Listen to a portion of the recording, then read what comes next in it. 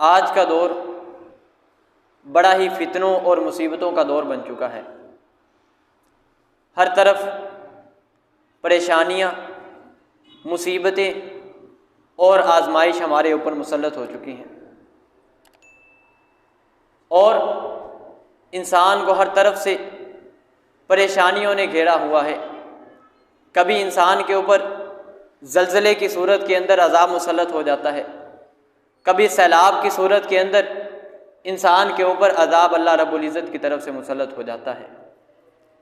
इसकी कई एक वजूहात हो सकती हैं कि किस किस वजह से हमारे ऊपर ये अज़ाब मुसल्लत होते हैं, लेकिन उनमें से जो सबसे एक बुनियादी वजह है वो आज हमारे माशरे के अंदर हुस्ने सलूक करना, लोगों के साथ अच्छा बर्ताव करना, ये ख़त्म हो चुका है, जिसकी वजह से अल्लाह रब्बुल इज़्ज़त की तरफ से हमारे ऊपर अज़ाब, कभी सैलाब, कभी ज़लज़ले की सूरत के अंदर नाज़िल हो जाते हैं। आज हम देखें, अपने माशरे के अंदर ही गौर करें कि पिछले साल के ऊपर नज़र दौड़ाइए, जब ये मरी के अंदर ये वाक़या हुआ, उधर सर्दी की वजह से बर्फ़बारी हो रही है, लोगों के साथ हुस्ने सलूक नहीं किया जाता, लोगों की मजबूरी से नाजायज़ फ़ायदा उठाया जाता है। 10-20 की चीज़ 100 के अंदर सेल की जाती है। अगर एक खैमा या एक कमरा वो 10,000 किराए के ऊपर मिलता था, उन्होंने उन लोगों की मजबूरी से नाजायज़ फ़ायदा उठाया और 50-50 हज़ार लोगों से वसूल किया। लोगों की मजबूरियों से अब हमारे माशरे के अंदर नाजायज़ किस्म का फ़ायदा उठाया जाता है। आप देखिए, वो वाक़या गुज़रा, उसके बाद अल्लाह रब्बुल इज़्ज़त ने हमारे ऊपर ये अज़ाब जैसे अज़ाब को मुसल्लत फरमा दिया। ये किस वजह से था? आज हमने लोगों के साथ हुस्ने सलूक करना छोड़ दिया है, लोगों की मजबूरियों से नाजायज़ फ़ायदा उठाना शुरू कर दिया है।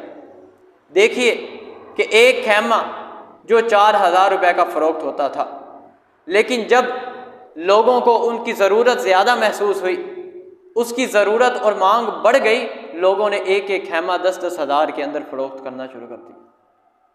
ये तो हमारे माशरे का हाल हो चुका है। आज हमारे माशरे के अंदर से हुस्ने सलूक करना, लोगों के साथ अच्छा बर्ताव करना, नेकी करना, ये ख़त्म होता चला जा रहा है। जब हमारे माशरे के अंदर से ये चीज़ें ख़त्म होती हैं तो अल्लाह रब्बुल इज़्ज़त की तरफ से हमारे ऊपर इस जैसे अज़ाब मुसल्लत हो जाते हैं। आप देखिए, चंद साल पहले की बात है कि एक औरत सड़क किनारे पर मौजूद है और रोड के ऊपर वो डेरा जमाए बैठी है। उसके पास रहने के लिए घर मौजूद नहीं है, उसके पास कोई जगह मौजूद नहीं जहाँ रहकर वो अपनी ज़िंदगी गुजार सके। बूढ़ी औरत हो चुकी है। इसी तरह से एक बंदे को उस औरत के ऊपर रहम आ जाता है। वो उस औरत को, बूढ़ी औरत को अपने साथ घर ले जाता है, उसकी मजबूरी पूछता है तो वो बतलाती है कि मेरे 2 बेटे हैं। एक बेटा वो अपनी फैमिली के साथ सऊदी अरब के अंदर शिफ्ट हो चुका है और दूसरा बेटा अपनी फैमिली के साथ कनाडा के अंदर शिफ्ट हो चुका है। उसकी माँ रोडों के ऊपर धक्के खा रही है और लोगों के ऊपर अपनी ज़िंदगी गुजार रही है। ये तो हमारे माशरे का हाल हो चुका है। सगी औलाद अपने वालिदैन को छोड़ देती है और उनके साथ उसने सलूक नहीं करती। और इसी तरह से एक और औरत का वाक़या मिलता है, वो इसी तरह से लोगों के घरों के अंदर काम काज करती है। ज़ईफ़ुल उम्र हो चुकी है, बूढ़ी औरत हो चुकी है, लोगों के घरों के अंदर काम काज करके अपनी ज़िंदगी बसर करती है। इसी तरह से एक आदमी ने उससे भी सवाल किया कि अम्मा जी, आपकी इतनी ज़्यादा उम्र हो चुकी है, आपकी कोई औलाद नहीं जो आपको पाल सके, आपकी इस ज़्यादा उम्र के अंदर आपकी देखभाल कर सके? तो उस औरत ने कहा, मैंने पूरी ज़िंदगी, अपनी पूरी ज़िंदगी लोगों के घरों के अंदर काम काज करके गुजार दी है। मेरा एक बेटा था, मैंने लोगों के घरों के अंदर काम करके उस बेटे को डॉक्टर बनाया। डॉक्टर बनाने के बाद वो बेटा एक और डॉक्टरनी से शादी करने के बाद अपनी और जगह पर शिफ्ट हो जाता है और उसने घर के पुराने सामान के साथ साथ मुझे भी अपने घर से निकाल दिया। जिस तरह से घर का पुराना सामान समझकर घर से वो निकाल दिया जाता है, उस माई को भी, उस माँ को भी घर का पुराना सामान समझकर घर से निकाल दिया। ये हमारे माशरे का हाल है कि औलाद अपने वालिदैन के साथ ही उसने सलूक करना छोड़ चुकी है, और इसी वजह से हमारे ऊपर अल्लाह रब्बुल इज़्ज़त की तरफ से अज़ाब मुसल्लत होते हैं। और बाज़ लोगों का ये नज़रिया बन चुका है कि अगर हम आज किसी के ऊपर नेकी करते हैं, किसी के साथ हुस्न सलूक करते हैं, तो हमें वो नेकी उल्टा पल्ले पड़ जाती है, हमें उस नेकी का नुकसान हो जाता है। ये बात याद रखिए, रब्बुल आलमीन के लिए जो नेकी की जाती है उसके ज़रिए लोगों की खुशनुदी नसीब नहीं होती। नेकी करने की सिर्फ एक बुनियादी वजह ये होती है कि मैं रब्बुल आलमीन की रज़ा हासिल कर लूँ, रब्बुल आलमीन की खुशनुदी हासिल कर लूँ, इस नेकी के ज़रिए से मुझे वो हासिल हो जाए। आज हम अगर अपने मुस्तकबिल को रोशन देखना चाहते हैं, हम देखना चाहते हैं कि आने वाली ज़िंदगी के अंदर रब्बुल आलमीन की तरफ से हमारे ऊपर रहमतों का नज़ूल हो, तो इस हुस्न सलूक को अपना लीजिए, क्योंकि इस हुस्न सलूक के बारे में रब्बुल आलमीन ने कुरान मजीद के अंदर कई एक मकामात पर बयान फरमाया, इन्ना रहमतल्लाहि करीबुम मिनल मुहसिनीन, कि जो बंदे हुस्न सलूक करते हैं, लोगों के साथ अच्छा रवैया इख्तियार करते हैं, लोगों के साथ नेकी किया करते हैं, रब्बुल आलमीन उनको अपनी रहमतों के करीब कर देते हैं। और आगे फरमाया इन्नल्लाह लमअल मुहसिनीन, रब्बुल आलमीन एहसान करने वालों के साथ है। उस बंदे से खुश नसीब और कौन बंदा हो सकता है कि जिसको अल्लाह रब्बुल इज़्ज़त अपने करीब कर लेते हैं, रब्बुल आलमीन का साथ उन बंदों को नसीब हो जाता है। आज हमें इस दुनिया की परवाह नहीं करनी चाहिए कि यार मैंने अपने अगर गैरों के अंदर नेकी कर ली, अपने गैरों के साथ उसने सलूक कर लिया, अपने रिश्तेदारों के साथ उसने सलूक कर लिया, तो वो लोग मेरी नेकी का मुझे सिला नहीं अता करते, वो लोग आगे से मुझे अच्छे तरीके से बुलाते नहीं हैं। लोगों की परवाह ना कीजिए, क्योंकि नेकी सिर्फ़ और सिर्फ खालिसतन अल्लाह रब्बुल इज़्ज़त की ज़ात के लिए की जाती है। अगर इंसान के जहन के अंदर हो कि मैं ये नेकी कर रहा हूँ, इस नेकी के बदले में मुझे वो फ़लाँ इंसान ये बदला अता करेगा, तो हमारी नेकी करने का कोई फ़ायदा नहीं। बल्कि नेकी सिर्फ इसलिए कीजिए कि रब्बुल आलमीन हमारी इस नेकी की वजह से राज़ी हो जाए और हमारी अपने ऊपर रहमतों का करम फरमा दे। और इसी तरह से रब्बुल आलमीन ने फरमाया व अहसिनु इन्नल्लाह युहिब्बुल मुहसिनीन, लोगों दूसरे लोगों के ऊपर एहसान करो, दूसरे लोगों के साथ नेकी करो, इन्नल्लाह युहिब्बुल मुहसिनीन, रब्बुल आलमीन एहसान करने वालों से मोहब्बत किया करते हैं। आज अगर हम भी रब्बुल आलमीन की मोहब्बत को हासिल करना चाहते हैं, रब्बुल आलमीन की खुशनुदी को हासिल करना चाहते हैं, तो हमें भी ये लोगों के साथ हुस्न सलूक वाले वसफ़ को अपनाना होगा। आपके सामने चंद एक मिसालें रखता हूँ, उससे बात आपको समझ आएगी। हज़रत मूसा अलैहिस्सलाम ये जब मदियन के कुएं के पास पहुँचते हैं, वहाँ पर दो बच्चियों को देखते हैं जिनका बाप ज़ईफ़ुल उम्र है, बहुत ज़्यादा उम्र हो चुकी है उसकी, लेकिन उन दोनों बच्चियों का कोई भाई मौजूद नहीं है। उस मजबूरी की वजह से बाप क्योंकि ज़्यादा उम्र का हो चुका है, वो बकरियों को नहीं चरा सकता। वो दोनों बच्चियाँ बकरियों को चराती हैं। चराने के बाद शाम को उनको पानी पिलाकर कुएं से घर ले जाती हैं। हज़रत मूसा अलैहिस्सलाम ने जब उनका ये माजरा देखा, उनसे पूछा, तो उन्होंने अपना सारा किस्सा बयान किया कि इस तरह से हमारा बाप ज़्यादा उम्र का हो चुका है, हमारा कोई भाई मौजूद नहीं। तो हज़रत मूसा अलैहिस्सलाम ने उनके साथ हुस्न सलूक करते हुए उनकी बकरियों को पानी पिलाया। बकरियों को पानी पिलाने के बाद उनको उनके घर तक छोड़ के आए। अल्लाह रब्बुल इज़्ज़त ने उनके इस हुस्न सलूक की वजह से उनको घर भी अता किया, उनको घरवाली भी अता की और काम करने के लिए भी दे दिया। और सबसे बड़ा एहसास उनको ये अता फरमाया कि अल्लाह रब्बुल इज़्ज़त ने उनको नबूवत का ताज सर पर रख दिया, उनको नबी बनाकर लोगों के लिए मबूस फरमा दिया। ये देखिए, हज़रत मूसा अलैहिस्सलाम ने नेकी की, नेकी करने की वजह से अल्लाह रब्बुल इज़्ज़त ने उनका सिला उससे बेहतर अता फरमाया। और इसी तरह से आगे, ये चंद साल पहले की बात है कि एक औरत अपने घर से निकलकर कहीं दूसरे घर के अंदर जा रही होती है। एक सहरा के अंदर उस औरत की गाड़ी ख़राब होती है। गाड़ी ख़राब होने के बाद वो परेशान होती है, देखती है कि यार इस सहरा के अंदर कोई मेरी मदद करने वाला नहीं। इसी दौरान एक टैक्सी ड्राइवर जो टैक्सी चलाकर अपने घर का गुजारा किया करता था, वो आता है और उससे पूछता है, क्या मेरी बहन मैं तुम्हारी कोई मदद कर सकता हूँ, मुझे बतलाओ, अगर मेरी ज़रूरत है मैं तुम्हारी मदद कर दूँ। वो औरत पहले परेशान होती है कि अजनबी बंदा है, मैं इससे किस तरह से मदद हासिल करूँ।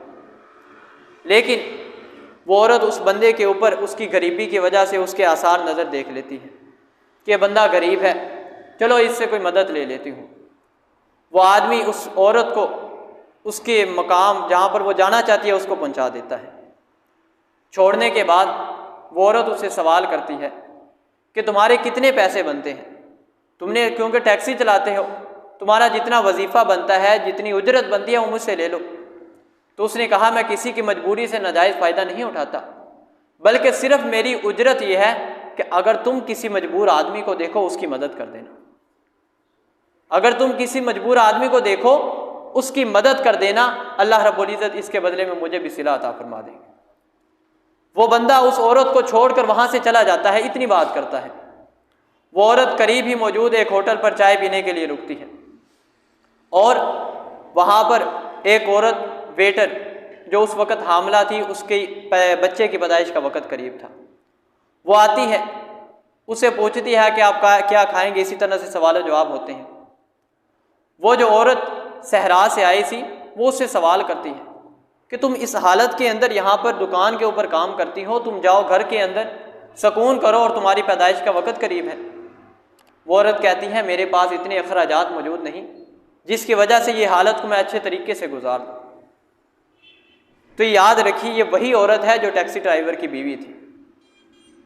उस औरत की ये मालूम नहीं होता कि ये उस टैक्सी ड्राइवर की बीवी है, लेकिन वो औरत की इस हालत को देखकर कि इतनी मजबूर है कि इस हालत के अंदर भी काम काज कर रही है, वो उसकी तनख्वाह से 6 गुना ज़्यादा उसको वजीफ़ा देकर चली जाती है।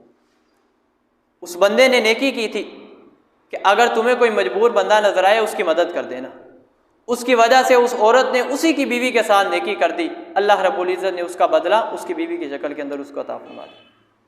ये होता है इंसान का नेकी करना। अगर इंसान कहे कि यार मैं इसके साथ नेकी करूँगा मुझे क्या सिला मिलेगा, तो याद रखिए ये कभी नहीं होता। अल्लाह किसी ना किसी तरीके से उसका सिला आपको अता फरमा देते हैं। और इसी तरह से हदीस मुबारका के अंदर भी आता है कि 3 नौजवान आदमी वो एक घार के अंदर फंस जाते हैं। उनके पास निकलने के लिए कोई रास्ता मौजूद नहीं। घार का दरवाज़ा पत्थर के वजह से बंद हो जाता है, उनके पास ज़रा बराबर जगह नहीं जहाँ से वो निकल सके। फिर उनके जहन के अंदर एक बात आती है कि यार चलो अल्लाह रब्बुल इज़्ज़त से दुआ करते हैं, अल्लाह रब्बुल इज़्ज़त हमारी इस मुसीबत के अंदर हमें निजात अता फरमा देते हैं। सबसे पहला आदमी दुआ करता है, ऐ अल्लाह मैं रात को घर से लेट एक दफ़ा वापस आया, दिन भर बकरियां चराने के बाद जब रात को वापस आया मेरे माँ बाप सो चुके थे और मैंने अपनी बकरियों का दूध दोने के बाद पूरी रात अपने वालदैन के सराने के पर खड़ा रहा कि जब मेरे वालदैन बेदार होंगे मैं उनको दूध पेश कर दूंगा, वो दूध पी लेंगे। मेरे बच्चे वो दूध मांगते रहे लेकिन मैंने अपने बच्चों को दूध नहीं दिया कि सबसे पहले अपने वालदैन को पिलाऊंगा। मैं पूरी रात उनके पास वो दूध का प्याला लेकर खड़ा रहा। ऐ अल्लाह अगर ये तुझे नेकी पसंद है तो इस पत्थर को हमसे हटा दे। दूसरा बंदा दुआ करता है कि ऐ अल्लाह मेरे पास एक औरत आई थी, उसको पैसों की ज़रूरत थी, मैंने उसे पैसे इस वजह से देने के लिए इनकार किया कि अगर तुम मेरे साथ बदकारी करोगे फिर मैं तुझे पैसे दूंगा, अगर तुम मेरे साथ बुरा फेल करोगी मैं फिर तुम्हें पैसे दूंगा, वरना मैं तुझे पैसे नहीं दूंगा। वो औरत मजबूर थी, वो इस बदफेली को करने के लिए तैयार हो जाती है। लेकिन जब वो आदमी उस बुराई को करने के लिए तैयार होता है वो औरत उसको अल्लाह से डराती है, इत्तकिल्लाह ए बंदे अल्लाह से डर जा। वो आदमी कहता है अल्लाह मैं तेरी वजह से डर गया, मैंने उस औरत को कुछ नहीं कहा और उससे पैसे भी दे दिए। ए अल्लाह अगर तुझे मेरी ये नेकी पसंद है तो इस घार से पत्थर को हटा दे। तीसरा बंदा कहता है ऐ अल्लाह, मेरे पास एक मज़दूर था, वो मज़दूरी लेने आया था, उसने काम काज किया, काम काज करने के बाद जब उसके पैसों का वक़्त आया तो वो गुस्से की वजह से चला गया, उसने पैसे नहीं लिए। उसकी मज़दूरी के पैसे मैंने तिजारत के अंदर लगा दिए और उससे ठीक ठाक मुझे मुनाफा हासिल हुआ। उसके ज़रिए से कई बकरियां भी बन गई, कई ऊँट भी बन गए और कई किस्म का साजो सामान बन गया। और कई महीनों के बाद जब वो बंदा वापस आया अपने साजो सामान को लेने के लिए, तो ऐ अल्लाह, मैंने उस बंदे को उसके सारे ऊँट भी अता कर दिए, उसकी सारी बकरियां भी अता कर दी। वो बंदा बड़ा हैरान हुआ कि यार मैंने तो वो फ़लाँ थोड़ा सा काम किया था, उसकी वजह से मुझे इतने ज़्यादा तुम ऊँट और बकरियां देते जा रहे हो। तो उस बंदे ने सारा माजरा बतलाया कि तू फ़लाँ अपनी मज़दूरी छोड़ के गया था, उस मज़दूरी को मैंने तिजारत के अंदर लगाया, उस तिजारत से ये नफ़ा हासिल हुआ है, इस सारी मज़दूरी को और सारे नफ़े को तू ले जा। वो बंदा अल्लाह से कहता है, अल्लाह, ये मैंने नेकी तेरी रज़ा के लिए की थी, अगर तुझे मेरी ये नेकी पसंद है तो इस गार के मुंह से पत्थर को हटा दे। वो तीनों बंदे दुआ करते हैं, वो गार के मुंह से पत्थर हट जाता है, अल्लाह रब्बुल इज़्ज़त उनकी नेकी को कबूल फरमा लेते हैं। एक एक मौके पर की हुई नेकी अल्लाह रब्बुल इज़्ज़त उसको भी कभी ज़ाया नहीं करते। आज हमारे माशरे का यही हाल हो चुका है, हुस्न सलूक नहीं किया जाता, लोगों के साथ अच्छा रवैया इख्तियार नहीं किया जाता। आज देखिए 16 दिसंबर है, 16 दिसंबर 8 साल पहले पेशावर के अंदर होने वाला वाक़या, जिसके अंदर बच्चों को नाजायज़ कत्ल किया जाता है, दहशत गर्दी को फैलाया जाता है। उन मज़लूम बच्चों का क्या कसूर था? वो तो तालीम हासिल करने के लिए गए थे। अगर हमारे माशरे के अंदर हुस्न सलूक होता तो उन बच्चों के साथ इतना बुरा रवैया ना होता। आज 16 दिसंबर पूरे 8 साल हो चुके हैं इस वाक़े को गुजरे हुए, लेकिन फिर भी हमें समझ नहीं आती उस वाक़े के बाद किस कदर हमारे ऊपर अजाब मुसल्लत हो चुके हैं। हमारे पास सैलाब की सूरत के अंदर कभी ज़लज़ले आते हैं, ज़लज़लों की वजह से पूरी इमारतें तहस नहस हो जाती हैं, सैलाब आते हैं, सैलाब की वजह से पूरी बिल्डिंगें गिर जाती हैं। आज ये हुस्न सलूक की वजह से है। आज हमने हुस्न सलूक को छोड़ दिया, जिसकी वजह से अल्लाह रब्बुल इज़्ज़त की तरफ से हमारे ऊपर अजाब मुसल्लत हो रहे हैं। और इसी तरह से आपके सामने एक और मिसाल रखता हूँ। हदीस मुबारका के अंदर आता है कि रसूलुल्लाह सल्लल्लाहु अलैहि वसल्लम ने फरमाया कि पहली उम्मतों के अंदर एक ऐसा आदमी गुजरा है जो लोगों को कर्ज दिया करता था, लोगों के साथ नेकी किया करता था कि अगर कोई बंदा गरीब है उसकी मदद हो सके, अगर कोई अपने कारोबार को चलाना चाहता है वो इस कर्ज के ज़रिए से अपने कारोबार को चला सके। और साथ ही कर्ज देने के बाद जब वो अपने मशीरों को, अपने खादमों को कहता था कि जब भी तुम कर्ज की वसूली के लिए जाओ, अगर कोई गरीब बंदा है वो कर्ज की अदायगी नहीं कर सकता तो उसे कर्ज को माफ़ कर देना, और अगर कोई बंदा कर्ज देना चाहता है, वापस देना चाहता है, उसे थोड़ी और मोहलत दे देना ताकि आसानी के साथ वो कर्ज को अदा कर सके। जब वो बंदा फौत होता है, फौत होने के बाद फरिश्ते उससे सवाल करते हैं, क्या अल्लाह के बंदे मुझे बतला कि दुनिया के अंदर तूने कोई नेकी की, दुनिया के अंदर कोई अच्छा काम किया? तो वो बंदा सोचता है यार कोई नहीं, मैंने तो कोई ख़ास अच्छा काम नहीं किया। फरिश्ते उससे फिर कहते हैं कि यार अपने दिमाग के ऊपर जोर डालो और याद करो दुनिया के अंदर कोई अच्छा काम किया हो। वो कहता है यार अच्छा काम तो कोई नहीं किया, सिर्फ ये था कि मैं लोगों को कर्ज दिया करता था और अपने मशीरों को यह हुक्म देता था कि जब तुम कर्ज की वसूली के लिए जाओ उनको आसानी कर देना या उन्हें कर्ज को माफ़ कर देना। तो अल्लाह रब्बुल इज़्ज़त फरमाएंगे, लोगों, ऐ मेरे फरिश्तों, इस बंदे को छोड़ दो, दुनिया के अंदर ये मेरे बंदों के लिए आसानी किया करता था, दुनिया के अंदर ये मेरे बंदों के साथ हुस्न सलूक किया करता था, नेकी किया करता था। आज क़यामत का दिन है, मैं रब्बुल आलमीन इसके ऊपर हुस्न सलूक करता हूँ। इस बंदे को छोड़ दो, इस बंदे को जन्नत के अंदर दाखिल कर दो। अल्लाह रब्बुल इज़्ज़त उसकी नेकी की कदर करते हुए उसे जन्नत के अंदर मकाम अता फरमा देंगे। ये होता है हुस्न सलूक का नतीजा। एक भी नेकी को हकीर ना जानिए, चाहे वो कितनी भी छोटी क्यों ना हो। एक एक नेकी के ज़रिए से इंसान का नामा अमाल भारी हो सकता है। अगर इंसान कहीं किसी को मुसीबत के अंदर मुब्तला है, उसकी कर्ज़ की अदायगी का मसला है, उसके पास रहने के लिए जगह मौजूद नहीं, उसके पास खाने पीने के लिए कोई चीज़ मौजूद नहीं, उसे वो मुहैया कीजिए। एक एक नेकी की वजह से रब्बुल आलमीन इंसान को बहुत आला मकाम अता फरमाते थे। और देखिए, अगर इंसान किसी की मदद करता है और उससे की हुई दुआ इंसान को दुनिया और आखिरत के अंदर कामयाब और कामरान कर देती है। अगर इंसान किसी की मुसीबत को दूर करे, किसी की मुश्किल को दूर करे, वो इंसान बड़ा ही खुश होता है, यार इसने मेरे साथ बहुत अच्छा सलूक किया, इसने मेरी मुसीबत को दूर किया, इसने मेरी परेशानी को दूर किया। अल्लाह रब्बुल इज़्ज़त उसकी इस दुआ की वजह से दुनिया के आखिरत के अंदर उसको कामयाब और कामरान कर देते हैं। और इसी तरह से आखिरी आपके सामने बात रखता हूँ, हज़रत अवैस करनी, ये ताबी है, मशहूर ताबी है। हज़रत मोहम्मद रसूलुल्लाह सल्लल्लाहु अलैहि वसल्लम वो बयान फरमाते हैं कि अल्लाह रब्बुल इज़्ज़त इनको 70,000 फरिश्तों के ज़रिए से जन्नत के अंदर दाखिल करेगा। और अपने सहाबा को मुखातिब करते नबी करीम सल्लल्लाहु अलैहि वसल्लम फरमाते हैं, मेरे सहाबा के हज़रत उमर और हज़रत अली रज़ी अल्लाह ताला अन्हुमा, ये दोनों हज़रत अवैस करनी से मुलाकात करेंगे। और हज़रत उमर और हज़रत अली ये उनसे कह दें, हज़रत अवैस करनी, कि आप उम्मत के लिए, उम्मत मुहम्मदिया सल्लल्लाहु अलैहि वसल्लम के लिए अल्लाह रब्बुल इज़्ज़त से दुआ करें। आपके दुआ करने की वजह से अल्लाह रब्बुल इज़्ज़त उम्मत मुहम्मदिया को माफ़ फरमा देंगे। हज़रत उमर और हज़रत अली रज़ी अल्लाह ताला अन्हुमा ये दोनों उनकी तलाश के लिए निकलते हैं। ढूंढने के बाद जब वो मिलते हैं तो उनसे दुआ के लिए कहते हैं। तो हदीस मुबारका के अंदर आता है कि आप दुआ करेंगे तो 2 कबीले, बनु रबिया और दूसरा और कबीला, इन दोनों कबीलों के बराबर जितनी भी इनके पास बकरियां होंगी, अल्लाह रब्बुल इज़्ज़त इन बकरियों के बालों के बराबर उम्मत को माफ़ फरमा देंगे। और दूसरी जगह पे आता है, इन कबीलों के पास बहुत ज़्यादा बकरियां हुआ करते थे। आप एक एक भी बकरी का हिसाब लगाएं कि एक एक बकरी पर भी कितने बाल होंगे। अल्लाह रब्बुल इज़्ज़त हज़रत अवैस करनी की दुआ की वजह से उम्मत मुहम्मदिया को माफ़ कर देंगे। और उनका ये आला मर्तबा नबी करीम सल्लल्लाहु अलैहि वसल्लम ने बयान फरमाया, उनको ये आला मर्तबा किस वजह से मिला था।